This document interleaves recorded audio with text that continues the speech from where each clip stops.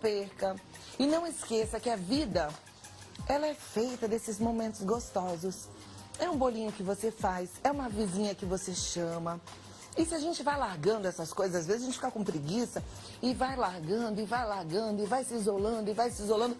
De repente, vem a queda hormonal, vem algum trauma, vem uma coisa, você se vê péssimo. Muitas vezes você se vê até doente. Hoje a gente vai falar sobre depressão, que é uma doença que prejudica o funcionamento do cérebro, modifica o nosso modo de ver o mundo e reagir a ele. E a depressão, gente, atinge mais de 350 milhões de pessoas de todas as idades, segundo a Organização Mundial de Saúde.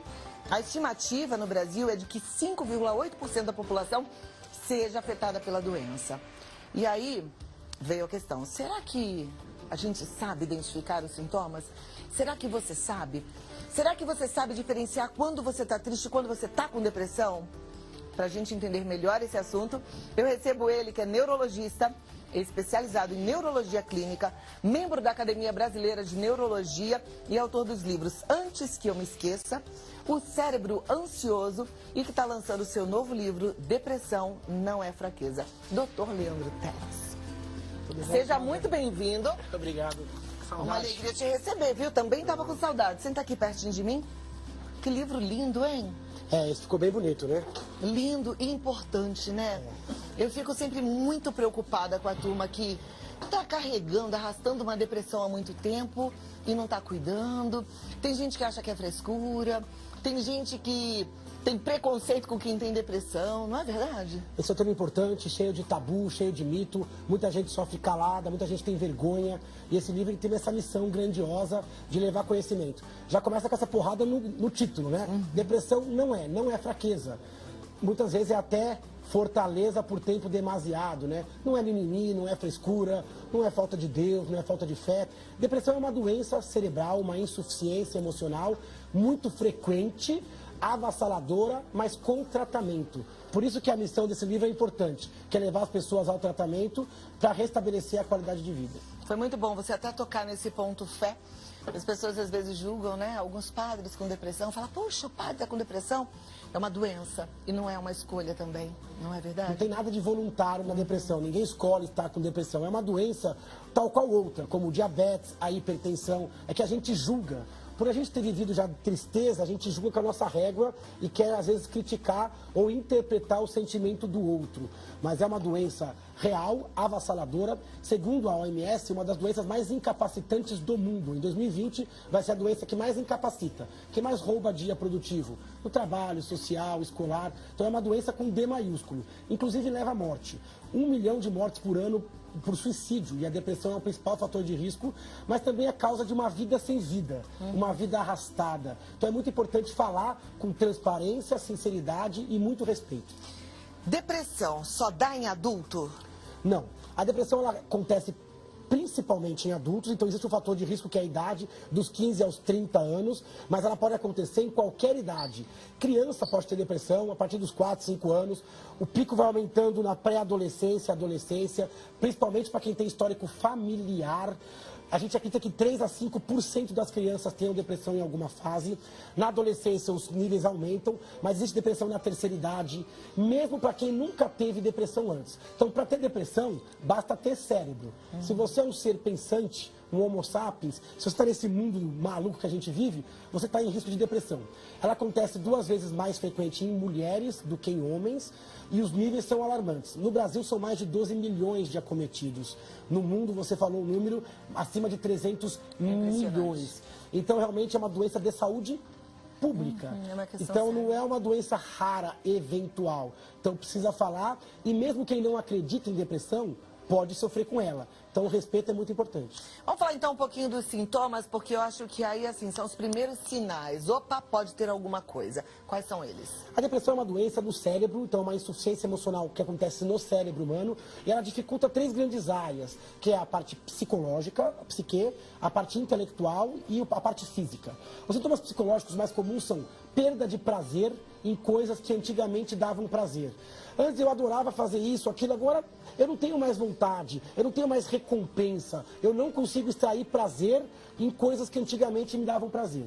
Eu tenho uma tristeza, só que não é uma tristeza comum, que dura algumas horas e passa, ou que tem um alvo. É uma tristeza profunda, mantida por mais de 2 semanas, sem alvo. Eu acordo triste, durmo triste. Então, uma tristeza exagerada, um humor mais depressivo, com perda de capacidade de extrair prazer. Além disso, eu posso ter pessimismo, negativismo, desesperança com o futuro, desapego à vida, com pensamentos de morte, ou de falência, ou de perda, baixa autoestima, eu acho que eu valho menos, que eu estou ruim, que eu estou feio, eu acho que as pessoas não se importam. Então, esses sentimentos melancólicos, eles ficam cada vez mais frequentes e perduram por mais tempo do que o que normalmente dura. A parte intelectual também muda, desatenção, baixa memória, falta de criatividade, o cérebro ele fica meio empobrecido, reverberando só sentimentos e pensamentos negativos. Eu olho para o futuro, parece sombrio. Eu olho para o presente, sombrio. Eu olho para o passado, sombrio. Então eu não consigo viver em nenhum dos 3 tempos. O corpo também muda. A pessoa pode ter insônia ou excesso de sono, falta de apetite, vontade de comer, ou excesso de apetite, alteração sexual com baixa libido, alteração gastrointestinal com o intestino funcionando mal, pode dar tontura, dores de cabeça. Então, olha como o corpo ele adoece como um todo. Esses sintomas eles têm que estar associados por mais que 2 semanas e o médico sempre vai investigar outras doenças para ver se não tem outra coisa hormonal, vitamínica, que justifiquem melhor o sintoma. Mas quase sempre, diante deste perfil de sintomas, a depressão é um dos principais diagnósticos. Olha lá, é bom a gente ficar atento então, porque muitas vezes a gente encara tudo isso, até mistura com outros sintomas e acha que às vezes a falta de memória é um cansaço, né? E o cansaço e o estresse, ele também pode causar depressão? Pode. A causa de depressão ela é variada e múltipla. É como se fosse um quebra-cabeça. A gente tem genética, então quem tem familiares com depressão tem um risco maior. Quanto mais próximos os familiares, quanto mais familiares, maior esse risco. Mas tem a questão da história de vida. A história de vida mais traumática pode também predispor à depressão. Mesma coisa o estresse. Quando o estresse é demasiado, grau de cobrança, expectativa, esgotamento emocional por relacionamentos tóxicos, profissional por ritmo de trabalho fora do normal. Um trauma, uma coisa assim que aconteceu repentinamente, pode? Eu não falo bem como causa, mas como gatilho. A pessoa tem uma predisposição à depressão. De repente ele sofre uma perda. Por exemplo, uma perda de emprego, uma perda de um familiar próximo, uma frustração grande, uma traição, um problema financeiro, uma dívida. Então, isso pode ser um gatilho.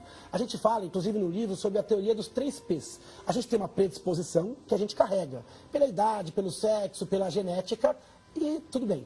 Aí você tem uma precipitação, alguma coisa que acontece que te empurra para dentro da depressão. E depois você vai ter alguns fatores de perpetuação. Um deles você já falou, essa coisa da gente não reconhecer. Se demorar para procurar ajuda, a depressão ela vai se fortalecendo. E a gente tem preconceito, inclusive com nós mesmos. Eu com depressão, eu estou doente, como eu acho que é uma doença menor, que é fraqueza, que é frescura, que é mimimi, eu mesmo não me diagnostico. Então, as pessoas tendem só a perceber quando ela já está muito forte, com pensamento de morte ou com afastamento do trabalho. É muito importante falar que a depressão tem que ser reconhecida logo, para que haja mudança de estilo de vida, tratamento psicoterápico e, eventualmente, medicamento. Perfeito. O que me chama muita atenção, e até falei isso no começo do programa, é que eu recebo com frequência mensagens de telespectadoras, principalmente telespectadoras, que falam assim, meu problema é que eu tenho depressão. Algumas falam, eu tenho depressão há 20 anos, eu tenho depressão há 10 anos. E eu fico assim, gente, como? A depressão é uma doença, então ela tem que ter começo, meio e fim. A pessoa pode ficar arrastando uma depressão a vida inteira? Pode. A depressão tem várias formas. A forma mais comum, mais clássica, é uma depressão episódica, onde a pessoa tem um episódio de depressão que dura meses, geralmente, meses a poucos anos, e depois a pessoa sai. Mas existem formas de depressão que variam. Tem depressões que a gente chama, por exemplo, de distimia, que é uma depressão mais leve e mais crônica. A gente chama de transtorno depressivo persistente. Ela pode durar mais que 2 anos e pode durar até muitos e muitos anos. Quase sempre, esses casos de depressão muito longa, eles foram ou não diagnosticados adequadamente, ou não teve mudança do estilo de vida, ou a pessoa aceitou alguns sintomas residuais. Porque, infelizmente, muita gente não procura ajuda, Quando procura, muita gente não recebe diagnóstico e muitos dos que recebem um tratamento subtotal, uma parcela de tratamento. E aí acaba não zerando a depressão. Aí a pessoa passa a se acostumar com a depressão. Então ela vive uma vida depressiva. E eu não gosto desse verbo, eu tenho. Eu estou depressivo, eu estou com depressão, mas vou lutar porque vou sair. Então a gente tem que lutar sempre para sair do episódio. Sair da depressão, porque né? falar que ter ou eu sou assim, parece que é alguma coisa indivisível de você. Não, você não nasceu assim e não precisa evoluir assim. É uma luta hostil, é uma luta dura, mas tem que ser travada. Perfeito. A Esther Oliveira está assistindo o programa, como sempre. Obrigada, Esther. Ela diz assim, eu já tive depressão por 8 anos, era medo de morrer, uma tristeza muito grande. E tem vezes que quero ficar alegre e não consigo. Vem uma tristeza no meu coração e eu fico muito triste. Não tenho ânimo nem de me arrumar. É uma tristeza no coração. Como fazer para não voltar à depressão? Muito importante, quem teve depressão uma vez tem que manter sempre uma vigilância, tá? Porque existe um risco de recorrência dessa doença. Quem teve um episódio, Cláudia, tem um risco de 50% de ter o segundo. Quem teve 2 episódios, o risco é de 70% de ter o terceiro. Então, quanto mais episódios, maior o risco. Por isso é muito importante cuidar da sua saúde mental. Ter boas noites de sono, manter uma boa atividade física aeróbica, sempre revisitar a mente para ver se você está reagindo bem ao prazer e à dor. Tem que tomar cuidado porque depressão não é tristeza só. Tristeza é um sentimento normal do ser humano. Hoje em dia a gente tolera pouco a tristeza. Ela não pode ficar triste, ter que reverter. Não. Tristeza é uma emoção positiva, mas ela tem que ter tempo, tem que ter um alvo, tem que ter congruência e ela não pode atrapalhar o seu jeito de viver o resto da sua vida. Então a gente fica triste diante de alguma coisa triste. Aquilo dura algumas horas, alguns dias, mas aquilo não tira o meu prazer, nem minha performance no meu casamento, com os meus filhos, no meu trabalho. Então, esta pessoa que mandou a mensagem precisa manter a vigilância e precisa se questionar se ela já não está com um resíduo de depressão. Porque ela tem uma melancolia que vem do nada, ela já se sente um pouco desmotivada. Então, cuidado. Todo dia a gente tem que vigiar como é que está a nossa energia. O normal é ficar triste diante do triste, ficar feliz diante do feliz. Ficar cansado depois de se desgastar.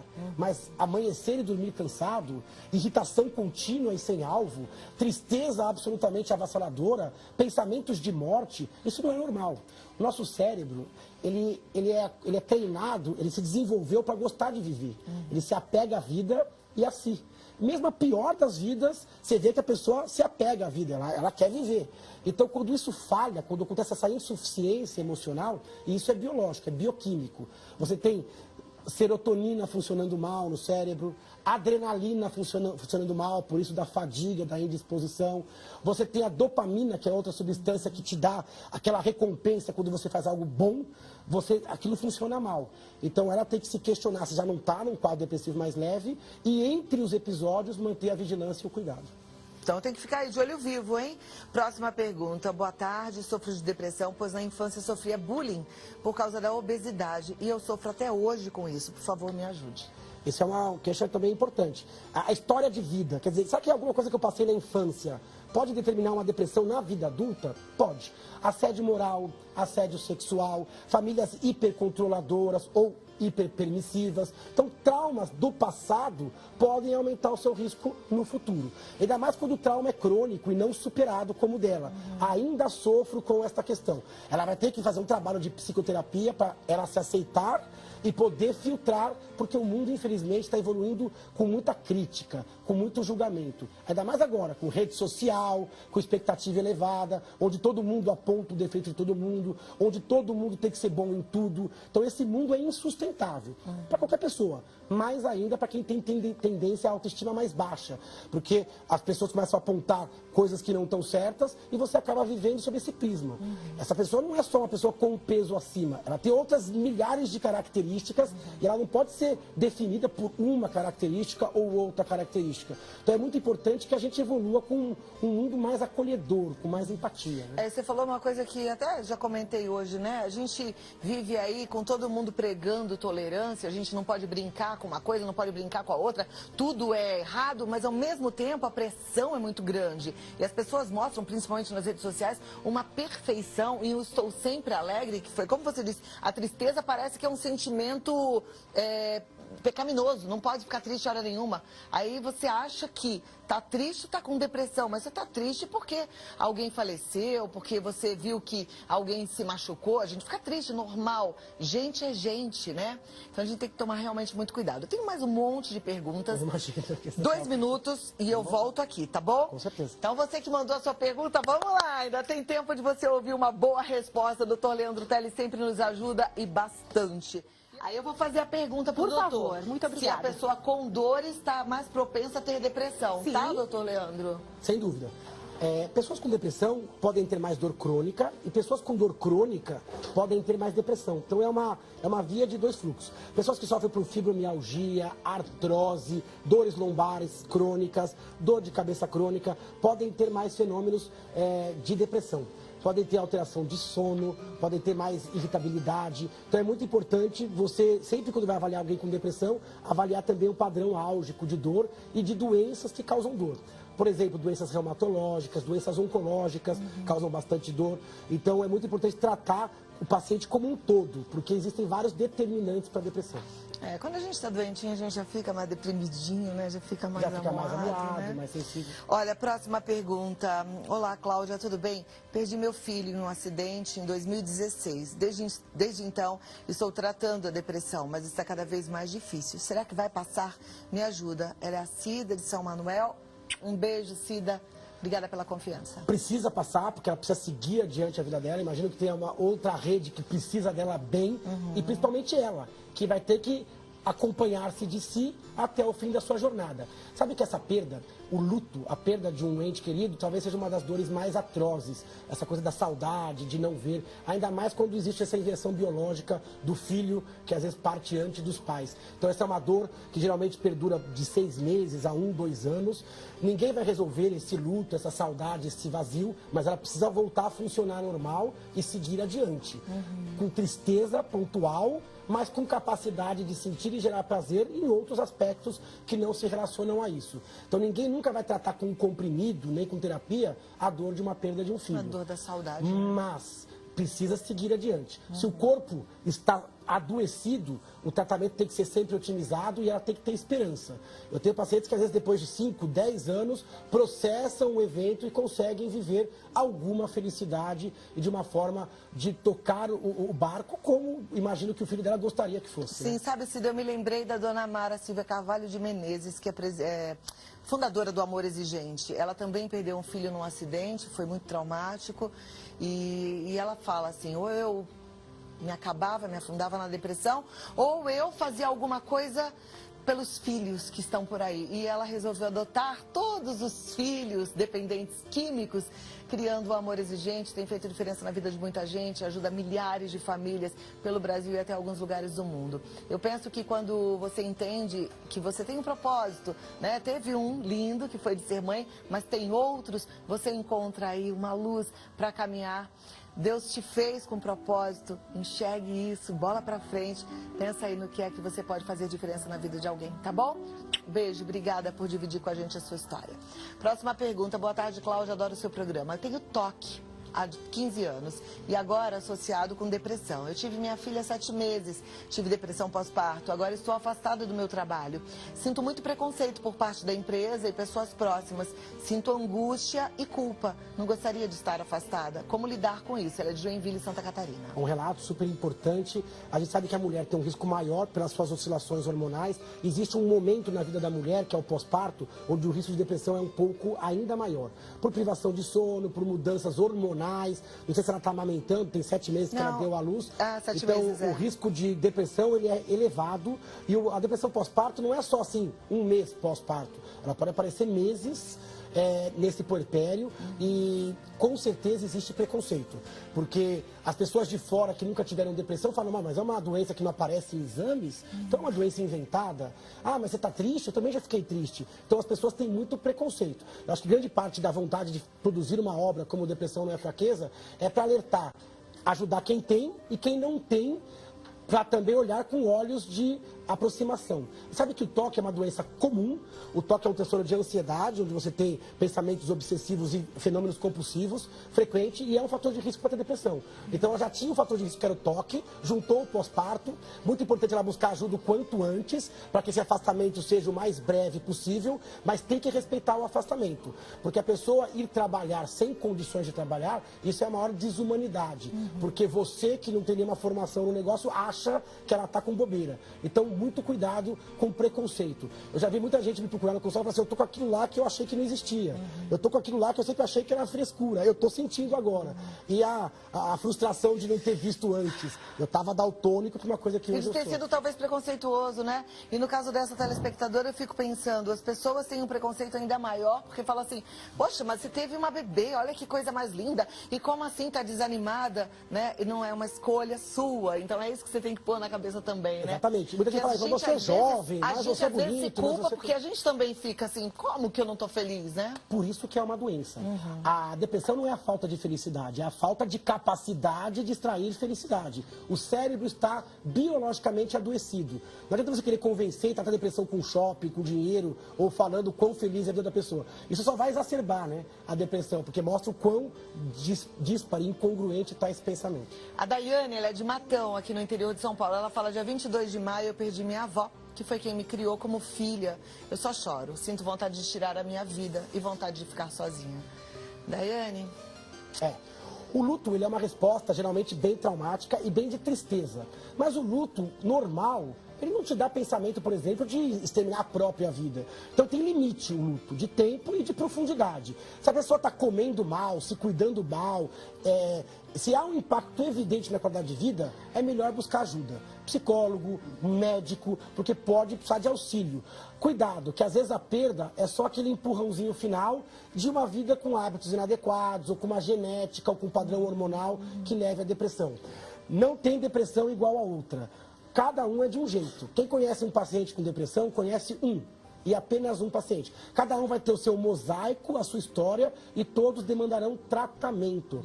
Por quê? Porque a doença não é voluntária. Ninguém sai dela com flores na mão ou de um piscar de olhos. Precisa que a família esteja empenhada, precisa de aproximação com a fé, precisa de trabalho psicológico e precisa de ajuda médica na maioria dos casos. Multidisciplinar, né? Busca ajuda, Daiane, busca ajuda, não fica só.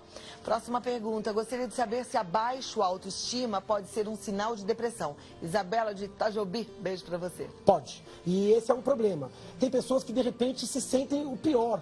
Sabe, pô, agora eu me sinto pior, eu me sinto uma pessoa que chama de menos-valia. Eu acho que eu valho menos, que eu produzo menos, ou que eu sou menos interessante, ou menos bonito, ou menos rico. Bom, essa baixa autoestima pode ser um sintoma da depressão, nunca isoladamente, junto com perda de prazer, junto com a melancolia, junto com a frustração, com distúrbios de sono e apetite. Mas a baixa autoestima é essa coisa de você se desapaixonar de si. Isso não é normal para um cérebro normal. Um cérebro normal, ele gosta de si. Ele fala, olha, com todos os meus defeitos, eu ainda gosto. Até porque você é a sua companhia. Você não consegue escapar de você mesmo. Não dá para se esconder embaixo da cama. Você vai se acompanhar de si até o último segundo. Então, ou você gosta de si, ou o mundo não vai gostar. O mundo não gosta de quem não se gosta. Então, é importante trabalhar a autoestima desde pequenininho. E se houver um distúrbio da autoestima, isso pode ser já consequência ou causa da depressão. Melhor buscar uma terapia, trabalhar essas ferramentas e aos poucos fazer coisas que você é bom. Quando você começa a fazer coisas que você é bom, você começa a gostar de si. É que muita gente é jogado em coisas em que ele não é bom. Eu sou um peixe fora d'água. Estou na profissão errada, no casamento errado, na estrutura errada, sei lá, na religião errada. Eu não me encontro. Então, esse ato de voltar a gostar de si é uma batalha de vida, né? E eu acho que tem que ser trabalhado continuamente até o último segundo. Verdade. Próxima pergunta. Minha mãe sofre de depressão e faz tratamento com remédios, mas tem muita resistência a qualquer tipo de mudança. Acho que está se acostumando com ela, com a depressão. Nesse caso, há um risco de a doença progredir? Há um risco. E esse é um dos fatores de perpetuação. Muitas pessoas com depressão não têm motivação, não têm entusiasmo e não percebem prazer.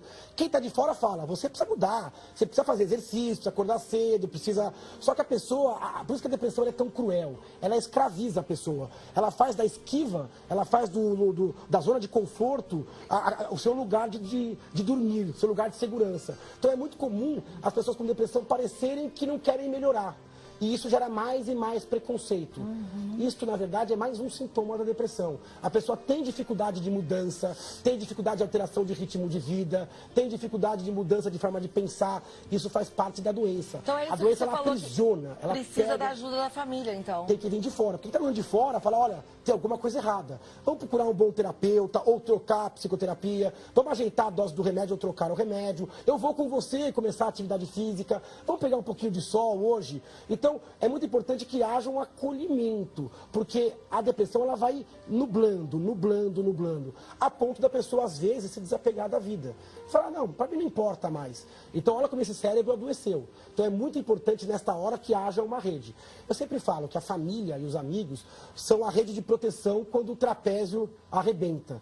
Na depressão, o trapézio arrebenta. A pessoa tem que ter essa rede familiar e de cuidados para que ela se sinta acolhida e possa voltar ao trapézio da melhor forma possível. Por quê? Porque a crítica, ela fica alterada na depressão. Então, a pessoa sozinha, ela não sai. Ok, próxima pergunta. Ou demora para sair e com preço alto, né?